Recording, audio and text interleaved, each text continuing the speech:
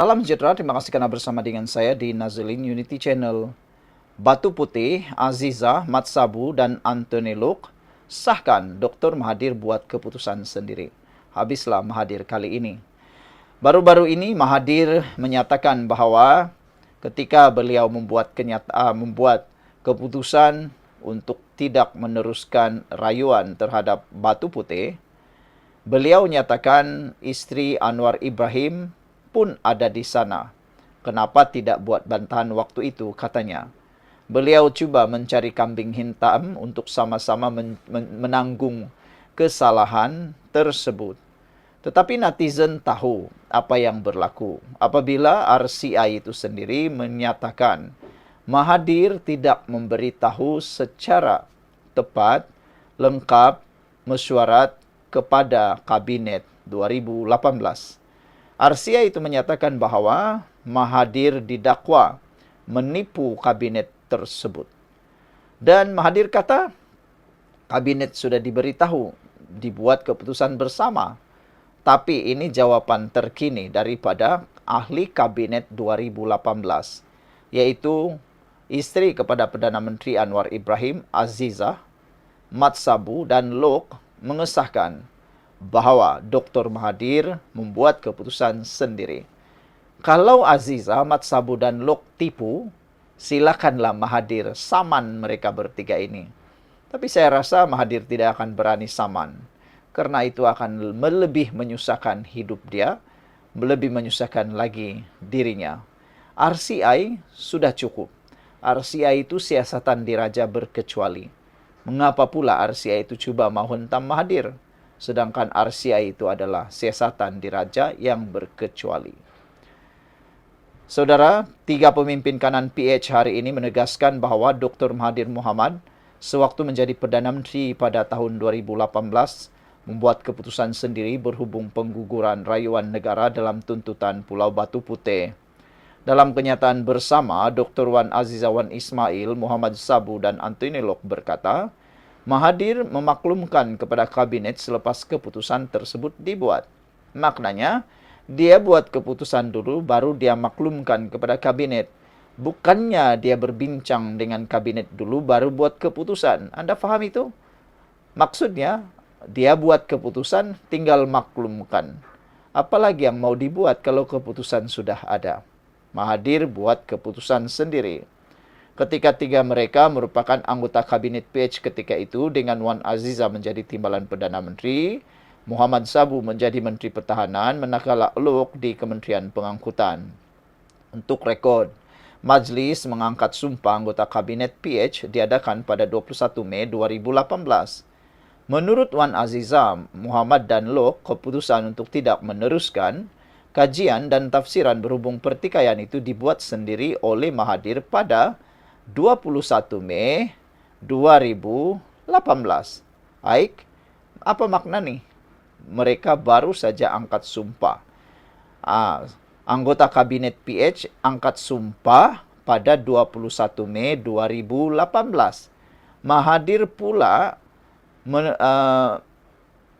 membuat keputusan tidak meneruskan kajian dan tafsiran berhubung pertikaian itu dibuat sendiri oleh Mahathir pada 21 Mei 2018. Dalam laporan di Malaysia kini ini, nampaknya tarikh itu sama. Kata mereka, Mahathir memaklumkan secara bertulis keputusan berkenan kepada Peguam Cara Negara tanpa merujuk kepada kabinet. Manakala pemakluman kepada Singapura dibuat pada pagi 23 Mei, yaitu sebelum mesyuarat kabinet pertama diadakan. Aduh, ini memang paling sadis punya pendedahan lah kan. Selang 2 hari kemudian setelah keputusan dibuat, barulah Tun Mahathir memaklumkan jemaah menteri dalam mesyuarat kabinet. Kata mereka, tambah Wan Aziza, Muhammad dan Luke, pemakluman Mahathir dibuat di bawah agenda hal-hal lain. Dalam mesyuarat kabinet berkenan, ia bukan dalam bentuk perbincangan untuk menentukan keputusan, katanya. Oleh yang demikian, tidak wujud isu jika ada sesiapa membantah atau menyokong keputusan Mahathir. Kerana ruang untuk membuat keputusan telah pun hilang apabila ia telah dibuat secara bertulis oleh Tun Dr. Mahathir Mohamad. Ketika itu Wan Aziza merupakan Presiden PKR, manakala Muhammad mengetuai amanah dan Lok Setiausaha Agung DAP. Mereka mengeluarkan kenyataan selepas Mahathir mendakwa ketiga-tiga pemimpin parti PH itu tidak mengemukakan sebarang bantahan apabila isu tersebut dibawa ke kabinet. Kenyataan Wan Azizah Muhammad dan Lok hari ini mengesahkan laporan Suruhanjaya Siasatan Diraja RCI yang didedahkan minggu lalu. Menurut dapatan RCI tersebut, Mahathir membuat keputusan bersendirian untuk menggugurkan rayuan terhadap tuntutan Pulau Batu Putih, Butuan Tengah dan Tubir Selatan tanpa pengetahuan kabinet. Sebaliknya, Mahathir hanya memberi taklimat kepada kabinet tentang alasan dia berbuat demikian. Kata ketiga-tiga ahli parlimen itu lagi, sebagai seorang negarawan, Mahathir sepatutnya mengambil tanggungjawab penuh atas keputusan tersebut dan bukannya menyalahkan pihak lain. Kami yakin anggota Jemaah Menteri yang hadir dalam mesyuarat kabinet pertama pada 23 Mei 2018 boleh mengesahkan perkara itu, katanya lagi. Tentunya Muhyiddin juga ada dalam kabinet itu. Betulkah Muhyiddin pada waktu itu juga sebahagian daripada kabinet? Bolehkah Muhyiddin mengesahkan perkara ini? Apa komen anda? Di ruangan Malaysia kini ada 3 komen yang bercakap tentang perkara ini. Red Perot kata, Atok dah kantoi, mana mau lari lagi? Atok dah kantoi dengan perbuatannya yang menipu kabinet dan Atok dah kantoi yang tak tahulah nak buat apa lagi. Cuba spin, cuba salahkan orang lain dengan tindakan dan keputusan sendiri. Akhirnya tindakan itu memakan diri dan menjerat diri beliau sendiri.